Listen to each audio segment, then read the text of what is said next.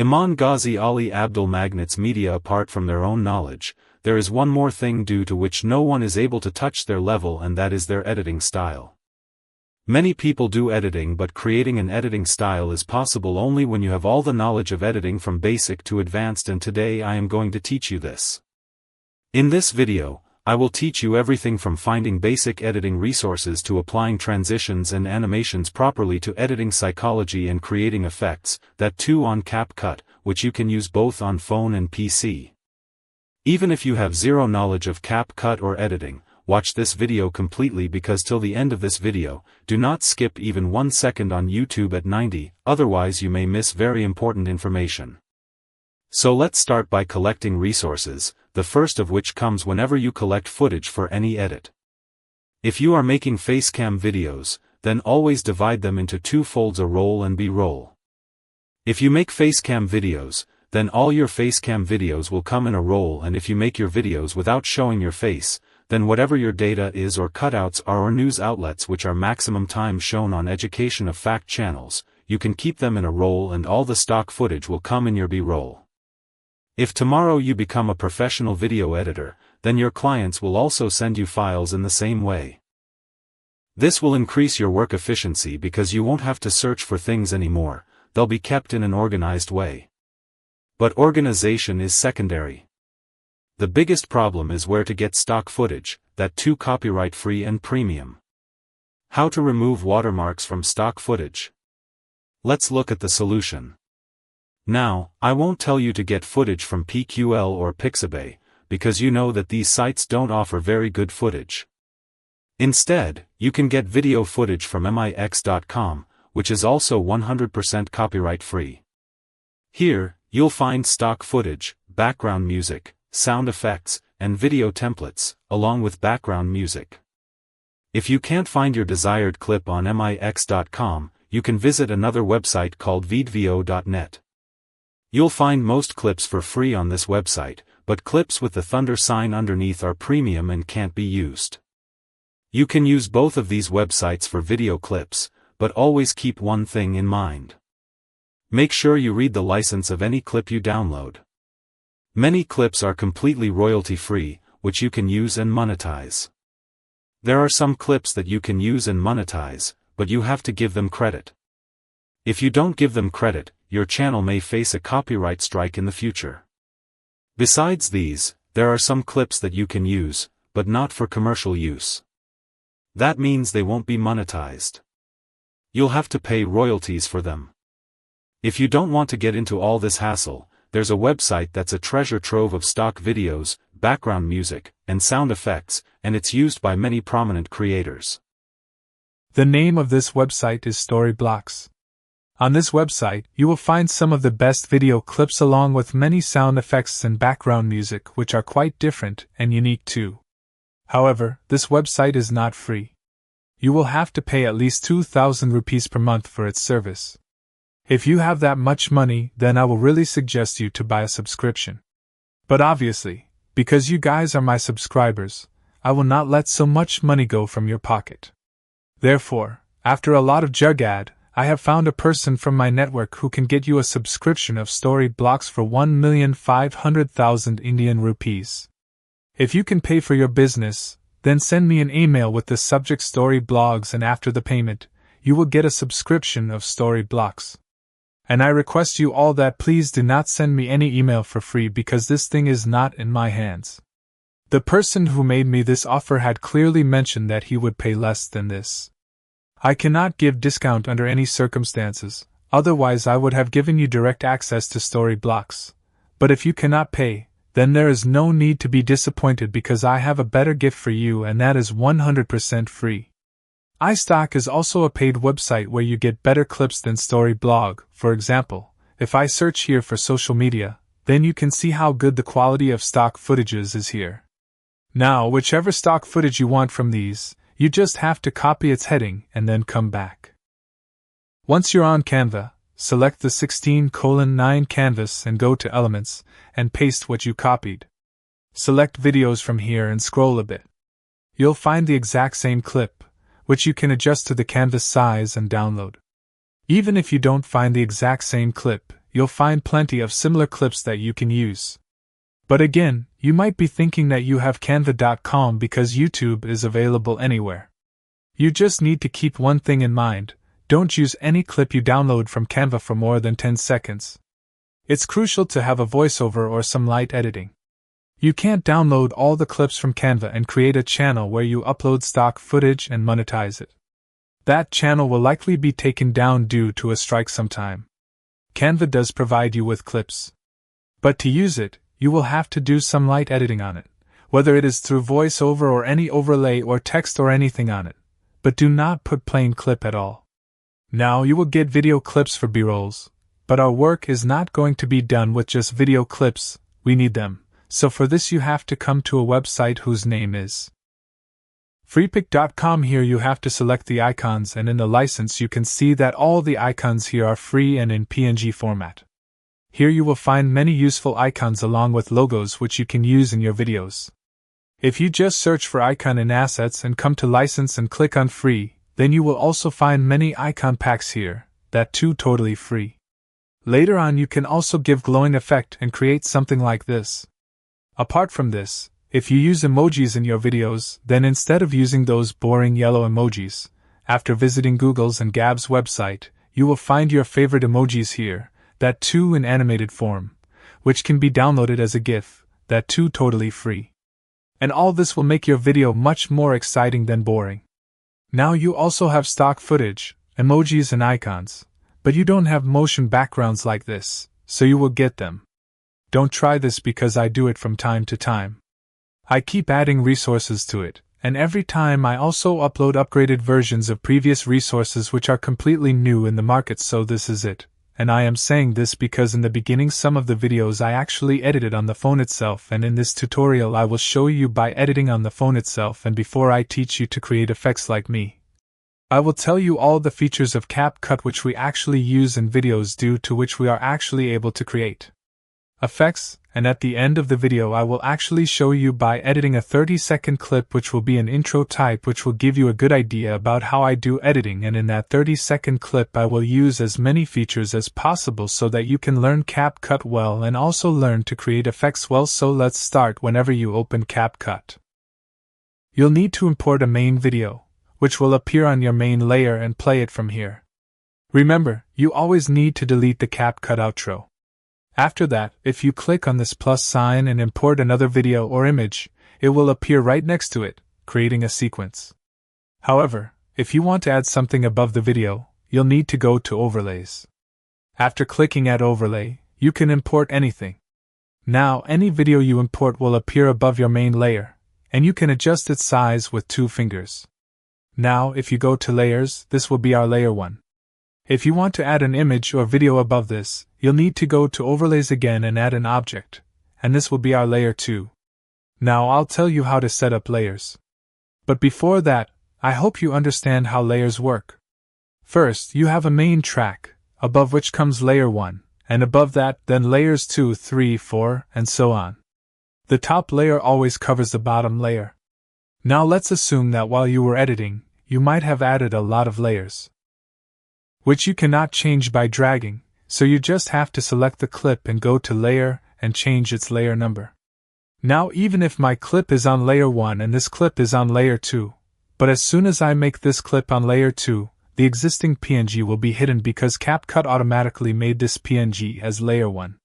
Now if I want to bring this PNG back, I will simply select it and make it layer 2 again, and now both things will be visible. So from this you must have understood that no matter where your clip is in the timeline, you just have to keep its layer number correct.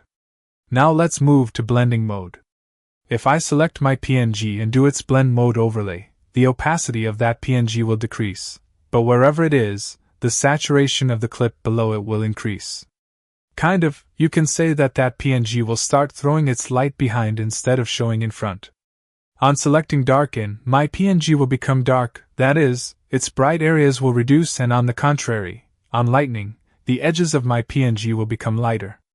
Dark areas will also light up. By selecting hard, the colors of my PNG will become a little more contrasting, and by selecting soft, my colors will fade a little. By selecting burn, you will get a burn effect, and if you select dodge, its purpose will be to show your PNG as dodge no matter what kind of background it is in. It will keep changing the color according to your background in PNG and will try to make your PNG as visible as possible.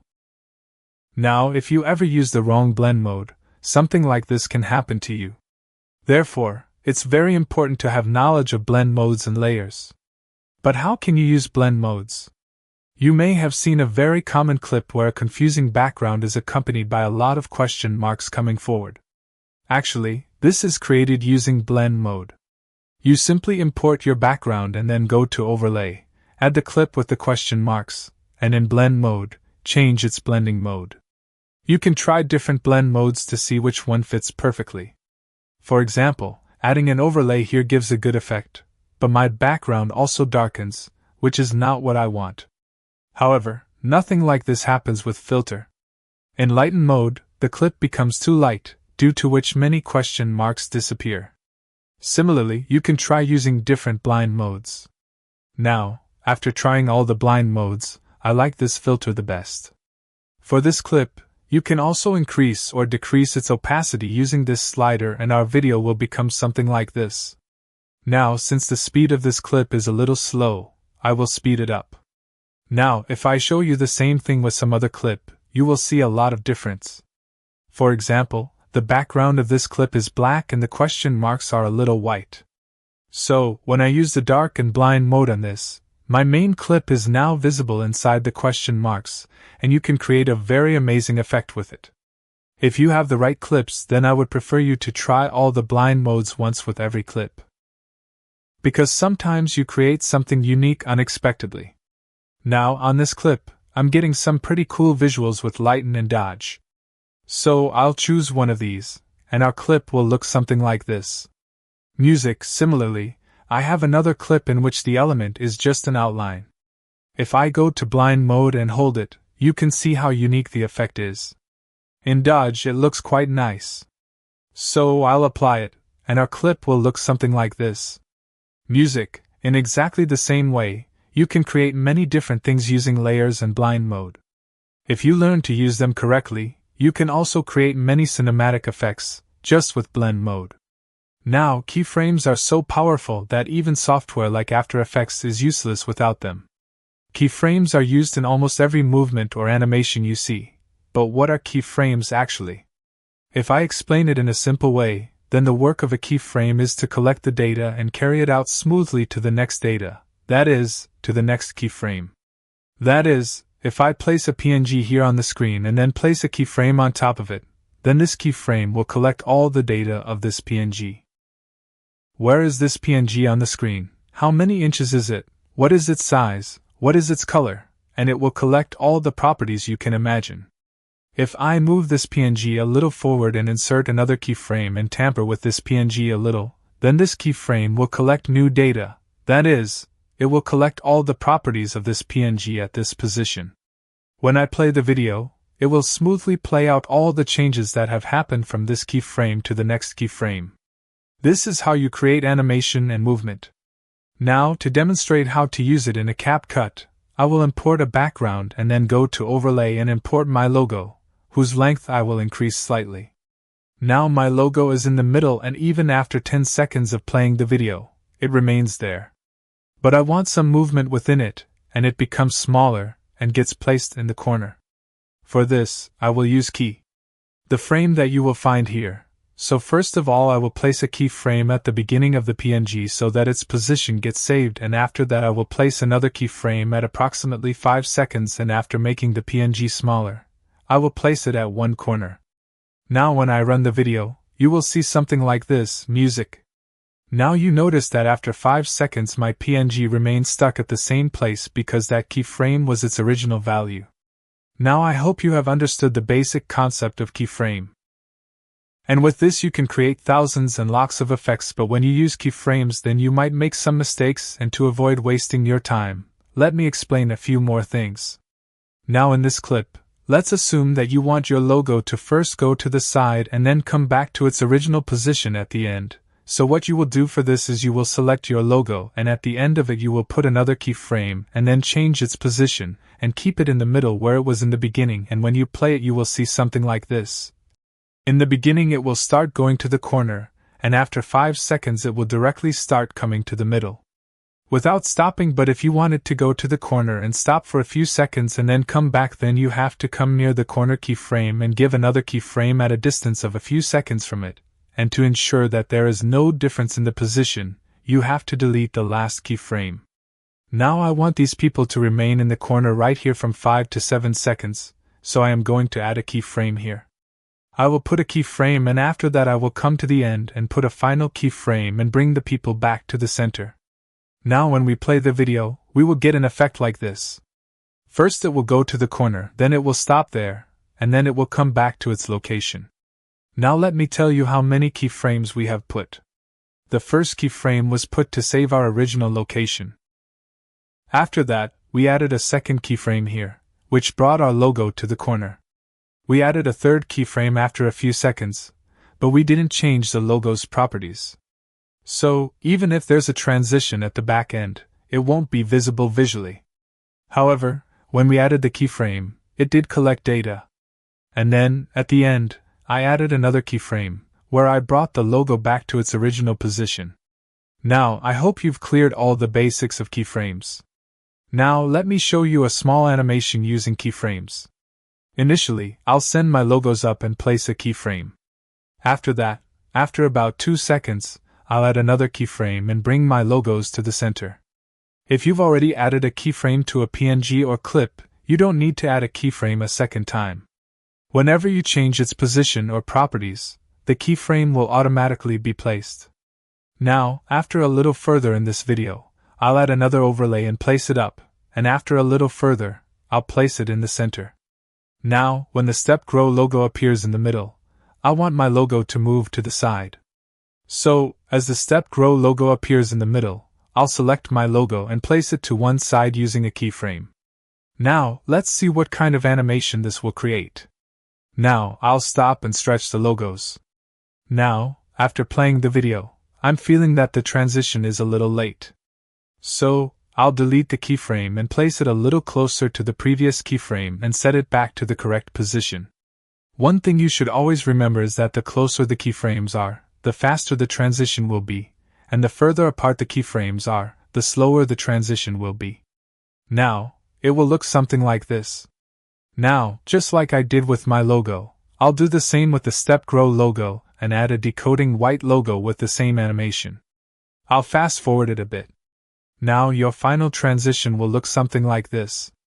Now, if I want the logos of all three of us to appear on one side after a few seconds, I'll first move my logo. I will select it, and then go to the place where it ends and put a keyframe there, and increase the timing of my logos a little. Now I want to make a fast transition, so I will put another keyframe a little closer and change its position. In the same way, I will stretch the logos of Stop Grow and Decoding Wadi and check where I have put the keyframe in my logo, and there I will put keyframes in both their logos as well and place them in the right place.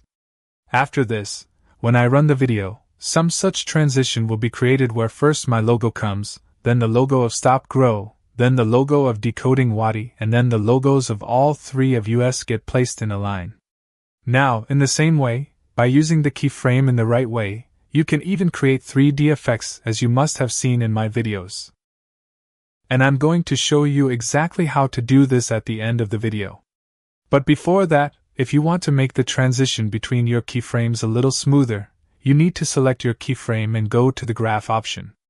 Here, you'll find several graphs that actually show the speed of the movements. So, for the in animation, choose ease in, and for the out animation, choose ease out. And the final animation will look something like this. Music. Now, if you notice, my clip is showing as red on the timeline, but on the same screen, my clip is showing as white. So, how I did this is by using adjustments. To explain the adjustment, I'll first add a clip and then go to adjustments. Here, first, you've got brightness, which increases the brightness of your clip. Then, there's contrast, which increases the contrast of the colors so that all the colors are visible. Then, there's saturation, which it increases the color value, making all colors brighter and more visible. Lowering this value can even turn your clip black and white.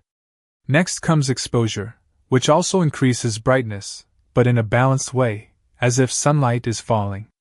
Then comes Sharpen, where you can highlight details like balding or leaves. After that comes HSL, which is a real game changer. Here you can specifically change or highlight any color. For example, there's a lot of yellow in this clip.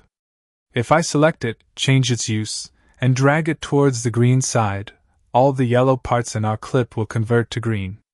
Increasing its saturation will make the green color more visible.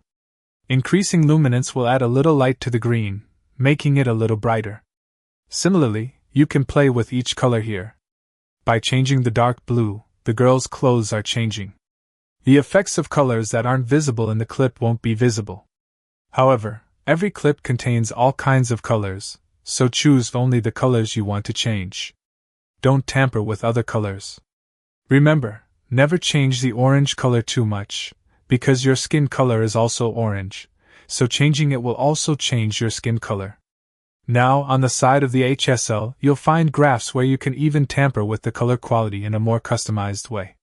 If you tamper with the width graph, it will affect the lighting in your clip. Now, we still have primary colors, which are available in every clip, so their graphs are given here. After that, we have highlights, which affect the light areas within the clip. You can increase or decrease this. On the side, you'll find shadows, which affect the dark areas. You can create a winter or summer effect with the temperature, or again, change your colors. It does this but in a balanced way, and the fade makes your video a little less contrasting. Then you have magnetism, which lets you light up the corners of your clip. Or you can darken it, and with grain you can make your clip a little crispier. Now if you watch the original video and the final video, you will feel a huge difference. And along with this, I want to show you another small feature, which is freeze.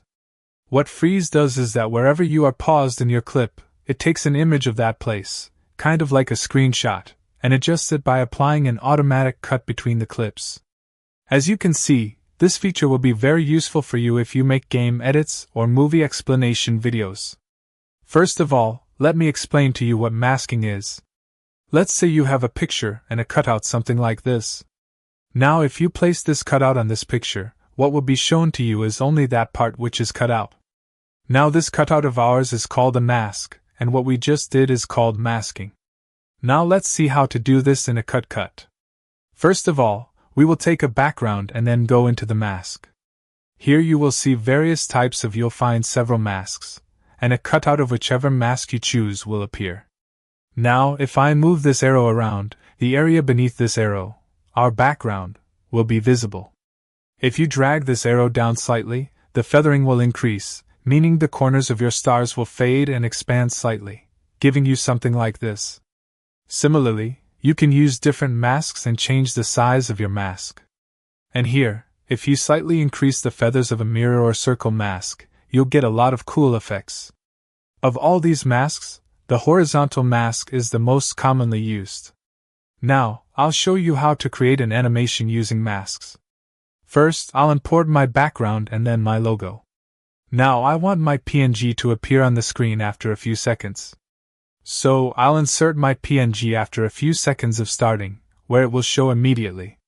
But if I run it, you can see how flat it is. It's showing me, which will create a very bad animation. So I'll select my background, go to Masks, select a rectangle mask, and scale it completely so that none of my scenes are cut out initially. Then I'll add a keyframe. After that, we'll move forward a little bit to where my logo appears, and add another keyframe before that as well, because I want a fast effect. Then, moving forward a little bit, as soon as my logo appears, I'll add another keyframe. Then, going into adjustments, I'll decrease the x-axis and y-axis.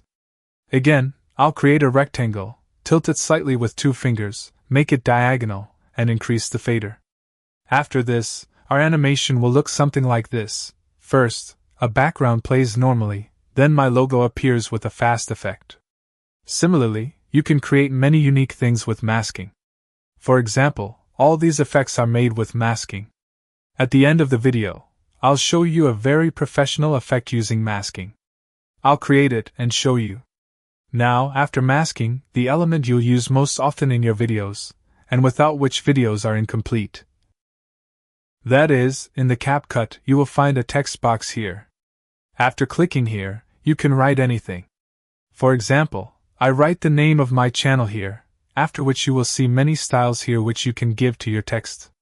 Now, one style which you might have seen most in Reels is this, but to make it look good, we will need a bold font, which we can choose from here and then adjust the size of the text accordingly. If you come to the text effects, you will see many more effects here which you can apply to your text. In the same style section, you will find a glow section, by applying which you can make your text glow a little. You can also choose the color of the glow, and adjust its intensity. Now, to show some more effects, I will add another text. Now, if I remove its glow and apply a stroke, it will look something like this. Stroke is basically outlining, which you can also make thick or thin from here. You can also add a background to your text in the canvas. In shadow, your text will receive a shadow of your desired color. You can manipulate its opacity, blur distance, and angle. Next to it, you'll find spacing, where you can adjust the alignment of your text, the space between text, and the space between lines. Next to spacing, you'll find bold, italic, and underline. Now, I'll go to effects and add an effect to this text. Then I'll go to animations. Here, you'll find a variety of animations for your text. These animations are basically divided into 3 categories: in, out, and loop. Within animations, you can control how you want to draw your text. Without animations, you can decide how you want to draw your text back. Loop animations offer a variety of effects, and even the duration of the animation with this slider. If I move bubble here to the animation side, your text will appear in a bubble. It will be very useful for roasting channels and anime channels. Now, which text to use where, how to use it, with which animation, it is totally up to you. CapCut has already created a lot of presets for you. For this, now I am going to tell you about one such feature of CapCut. If it was not there, then it would take you hours to do that thing, and even then you would not be able to do it perfectly. Now, to show this fact, I will first import a plain background. And then I'll increase the size. After that, I'll add my clip from overlay and play it. You can see the movement of the children in this video. So I'll go to the cutout option and click on Remove Background. After that, it will start removing the background of the video. It will only take a few seconds to do this, after which you'll be left with something like this. But you might notice that the CapCut hasn't covered the girl's cap properly. So what you can do is go to Customize Cutout. From here, after selecting your brush, you can reduce its size slightly and cover the cap area. All the area in red is covered. Now, if you're a detail worker, do this carefully. When your brush is done, it will again take a few seconds and give you a great result. After playing, you'll see something like this. This time, you can see that the child's cap is covered quite well. Now you can use this effect with B-roll clips. You can do this, but if you have a recording of yourself that you made in front of a green screen or blue screen, we'll go to the chroma key to learn how to remove it. You can also create a transition using the even chroma key. Let's see how. First, you need to place a clip on layer 1, then place your green screen clip on layer 2 and fit it to the screen size. Then you need to go to Cutout and select Chroma key. Then, by raising the green color, increase the intensity. This will start removing the green color, and you can save the elements near your green screen from shadows. Now you can see that the clip we placed on layer 1 is showing behind the TV. If you want, you can play with the size of the layer 1 clip and make it fit perfectly. This creates a pretty cool effect. Now, let's see how you can create a transition with this. First, you need to select your green screen and then press the key. You have to give the frame. After that, moving a little ahead, you have to give another keyframe and increase the size of the green screen so much that it covers your entire canvas, and then you have to do the same thing with the clip of layer 1. You have to increase its size by giving the frame at the right place, after which if you play the video then you will get a zoom in transition like this, music. Right now the upper space is visible in this transition, so we will come in the middle and set layer 1, and similarly we will set it in a few seconds, after which finally something like this will be created, music. Now I have given you the basics and information of all the basic features of CapCut which are useful in creating effects. Now we will create some such effects which you must have seen a lot in my videos. And I'm going to show you exactly how to do this at the end of the video. But before that, if you want to make the transition between your keyframes a little smoother, you need to select your keyframe and go to the graph option. Here, you'll find several graphs that actually show the speed of the movements. So, for the in animation, choose ease in, and for the out animation, choose ease out. And the final animation will look something like this. Music. Now, if you notice, my clip is showing as red on the timeline, but on the same screen, my clip is showing as white. So, how I did this is by using adjustments. To explain the adjustment, I'll first add a clip and then go to adjustments.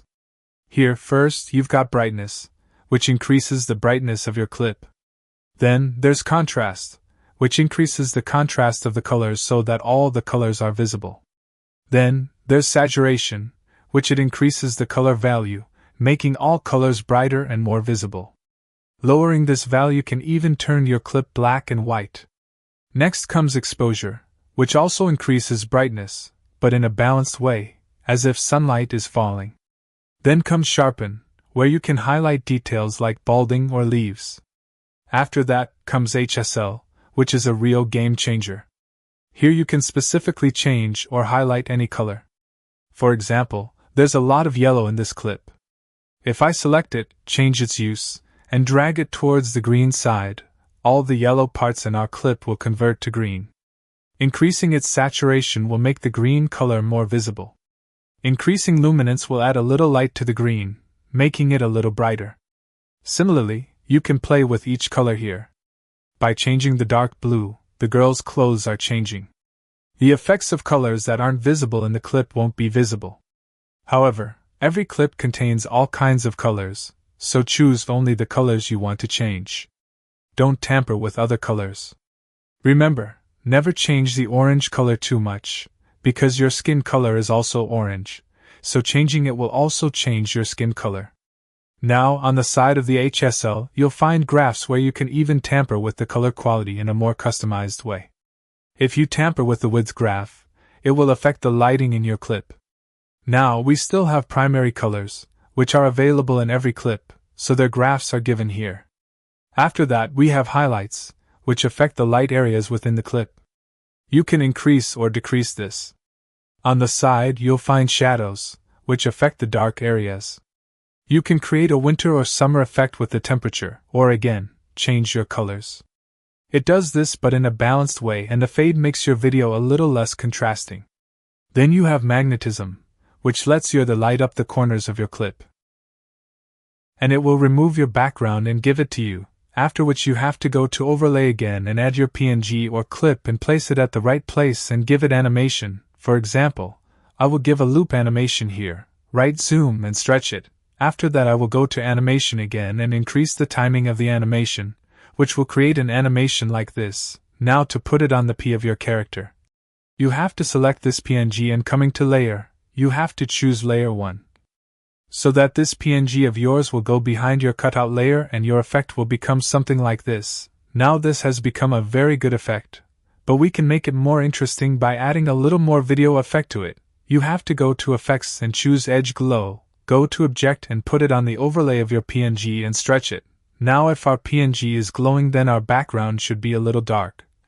Only then a good contrast will be created, so for this we will go again to video effects, and from here we will choose Smart Sharp and stretch it too, after which our final clip will look something like this. Now you've learned this effect and will use it many times in your videos, but you might still be wondering how I created this effect. So let's decode it. First, you need to add a background. This could be a motion background. After that, you need to go to text and add a text. For example, go to Subscribe Me and Style. You can first assign it a font, then choose its style, and to make it a little better, you can also give it a glow. Then we'll increase the text size slightly and apply it to it. This will automatically make your text remain until the end of the video. Now, you need to export this video. Then go back to CapCut and bring in the same background.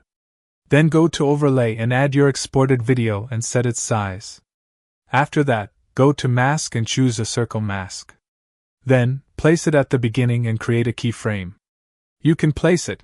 After that you can set its location wherever you want and can place keyframes again and again. For example, here I will stop it again in a CD line and place keyframes, and in the last keyframe I will increase its size completely so that our text becomes fully visible.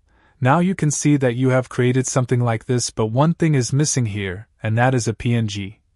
So we will go to Overlay again and download a PNG of a magnifying glass. Now in layer 1, wherever I had placed the keyframes of the mask, at exactly the same place, I will place keyframes on my PNG also, so that our mask and our PNG move together. In the last keyframe, I'll make my PNG disappear at the bottom, which will make our video look like this. Now, to smooth the transition of all these keyframes, I'll go to the graph and apply ease out. You can do this with both layers, and in the end, it will become a very smooth transition.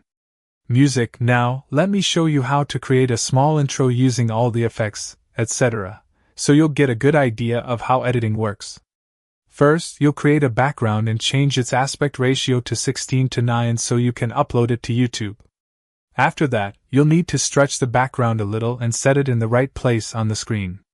After that, go to Adjust and slightly increase the contrast, decrease the brightness, and completely reduce the exposure. You can increase the sharpness a little, and slightly increase the darkness in the graph. After this, we'll add an Iman Ghazi overlay, and this will increase the duration of the overlay a little. Then we'll start our animation from the keyframe. First, I'll add a keyframe and hide it. Then, move a little forward, bring this overlay down, and add a keyframe. After that, let it remain in the middle for a while. And then move forward and add another keyframe. And then move forward and cut it to the side. Now, the overlay will need a full 30 seconds, so I'll stretch it and extend it. Now, from where we added the previous keyframes, we'll go to the graph and select ease out. Your animation will look something like this. Now, let's see why I send it to the side. At the keyframe and then move forward and cut it to the side. Now, the overlay will need a full 30 seconds, so I'll stretch it and extend it. Now, from where we added the previous keyframes, we'll go to the graph and select ease out. Your animation will look something like this. Now, let's see why I send it to the side. At the keyframe where it starts to move to the side, I'll add another overlay of Ali Abdaal. I'll stretch it a little and give it the exact same animation as Iman Ghazi. Then our animation will look something like this. Now, where Ali Abdaal starts to move to the side, we'll add another overlay and add the Magnets Media logo. We will do the same scene. Now our final animation will be something like this, where three people come one after the other, and they stop for a while in the middle. Now why did they stop for a while in the middle? Because we have to add text here. So we will go to the text and write Iman Ghazi and choose a bold font, and then going to style, we will give it a slight glow, and will reduce its intensity a little. After this, I will go to animation, and going to an animation, I will give glitch animation and will reduce its duration a little more, and then going to out animation, I will again choose glitch and will reduce its duration as well. And then I'll come out and reduce the duration of the text in the timeline, after which we'll see something like this. Now I'll do the same thing with Ali Abdaal and Magnets Media, and in the end, we'll have something like this created. Music. Now, after the text, when our logo is going backwards, I'll add a blur effect here and increase the blur a little using the adjustments. Then, after selecting the effect, I'll go to Object and apply it to Overlay, so it looks like our overlay is going backwards. I'll do the same with Ali Abdaal's overlay, placing these effects on separate tracks and stretching them so they remain blurred until the end of the video, after which the transition will be something like this. Music. Now, this was a normal focus effect, but if we want to cut it in 3D, how will we do that? For this, you have to come a little ahead of Magnets Media's text and zoom in on your background. You don't have to zoom in completely, but you have to zoom in quite a bit, and then place a keyframe. Now, where you have applied a keyframe, at the same place you have to apply a keyframe on all the overlays as well so that there is no difference in the transition. After that again you have to select the main background and moving a little forward give another keyframe and zoom out your background, then at the same place you have to give a keyframe on all the overlays and reduce their size. Now the Magnet Media has taken a lot of space, So first of all I will make it smaller like this, and then according to it I will make the other two overlays smaller as well and place them behind it. Now let's play it and see what we've created. Music. Now, where your zoom out starts, you need to add another overlay and place it like this. After that, you need to apply a keyframe to it and zoom it as much as possible. Then, moving a little forward before our 3D effect stops, we need to apply another keyframe and bring our PNG to its normal size. This will create something like this. Now I'll also press enter and stretch this crowd PNG. Now it's quite done, but the crowd PNG has hidden my logo. So I'll go back to my overlay and reduce the size of the people and move them up a little so that they show clearly. Now let's play it again. Now, the effect is quite good, but to smooth out their transition, I'll apply Ease Out 3 everywhere. Now I felt a little bit that my keyframe ended a little early, so I'll delete it and move a little forward and apply a keyframe and set the size. Now that our third effect is ready, we will add some more elements to it like text, and after giving the right style and glow to the text, we will place it at the right place and also make the duration of the text till the end of the video. After this, we will put a flicker animation on our text and increase its speed a little. Now, after a few seconds of the text appearing, I will put a split and select the text on the right hand side and go to its glow, and increase both its intensity and glow, and remove the animation from it. This will create an effect like this. Now to make it a little better, you can select your crowd PNG and go to Adjust and make its saturation -50. And then when the flicker stops, you can add a split there and increase the saturation again, which will create something like music. Now, we only needed this part, so we'll delete everything before that.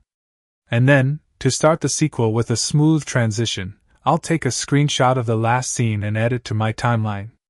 Go to crop and convert it to 16:9. After this, I'll add an overlay where I'll add the green screen below. I'll remove the green screen from it. Go to chroma key and adjust my screenshot to the right place.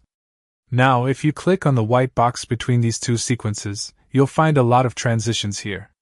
You can use any of these transitions, but at this time, the pull-out transition is giving the best effect for this situation, so I'll choose that and reduce its duration a little. And that's how you'll achieve your effect. You can continue the video. Now I'll go back to the beginning of the video and go to Effects and give it a spark fireplace effect. After a little adjustment, I'll apply it to the entire video. Go to Objects and select all the videos. And finally, we'll create something like this.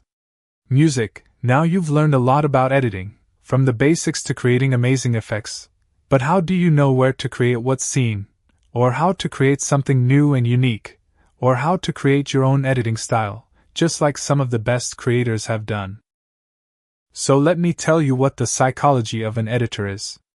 If you're a new editor who doesn't know much about editing, then instead of completing the edit on time, you should see what new effects you can create, and how you can use those effects in your videos. The editing I started this channel with, I learned it in just 7 days. This was possible because when I was listening to my voiceover, I was creating a video in my mind where I was imagining that some such scenes would appear in this part of the voiceover. Now, I didn't know how to create those scenes, nor did I have editing skills, but still, I didn't put any limits on my imagination. What happened was that when I sat down to edit, I had to create those scenes. No matter how much time it took me, sometimes I even spent 2 hours for a 2-second scene. When I sat down to edit, I would recreate those scenes. I used to watch many tutorials on how to create it, and how to create it on the software I was editing on, due to which I was able to create those effects, and that's how I learned editing so well within 7 days. And even after the 7th day when I uploaded my first video, and after that when I had edited 3 videos, and the difference in my editing style, you can go and see for yourself. I follow the same thing till today, and that's why my editing is improving so much with time. And if you also want to become a good editor, then I would also prefer you to follow this thing. Your main focus should always be on creating effects. Time does not matter, because once you have created an effect, you can use it many times in different ways. All these things are totally on your imagination. But now you will say that we cannot even imagine what scene to bring at what time. So for this I would suggest you only one thing: that you start consuming a little more content. You should watch a lot of channels in your niche and also watch channels from different niches to see how they edit. When you consume a lot of content, your mind will automatically start working that at this time I would need a scene like this, and then you just have to create it. And if you can imagine something, you can also create it. Don't put limits on your imagination by thinking, I don't know how to create it, or I don't have the software. All you have to do is see if you can imagine it, and the creation will happen. Now, how to create your own editing style. First, you should know what an editing style is. An editing style basically follows a theme of effects. For example, Ali Abdaal uses paper folds in his editing style. All his text or PNGs come with paper folding or unfolding effects. Iman Ghazi has recently changed his editing style and started using 2D motion graphics. He uses A-roll and B-roll, and in B-roll, he shows 2D motion graphics. Manies Media's editing style is 3D camera tracking, where he creates smooth transitions with his camera tracking, and his entire video continues in this manner. You can also create your own editing style. To create your own editing style, you just have to see which things you use the most in your videos. At least these things are used in every video: a roll, B-roll, text transition, backgrounds, and PNG. So, if you can create an effect for these things, or by experimenting yourself, or by watching 3-4 creators and mixing them, you can also create your own editing style. Now, this is a very long process, and it took me more than 15 videos to change my editing style, and I am still busy creating my editing style. So, there is no need to hurry in this because editing is a learning process. You can never say that editing is done. I've learned the whole editing thing because whenever you think you know everything, you'll find many more effects, transitions, software, etc., which you might not know how to use. Now, I hope after watching this video, you've transformed from a novice editor to a pro editor. I've tried to cover as many things as possible, but not everything can be covered in one video. If you feel like I haven't decoded my editing style enough, you can check out Thrive T Works channel. They've made a lot of videos on my editing style, and they're quite useful. Now, let's get to the most awaited part of the video, which is the giveaway. The winner of the last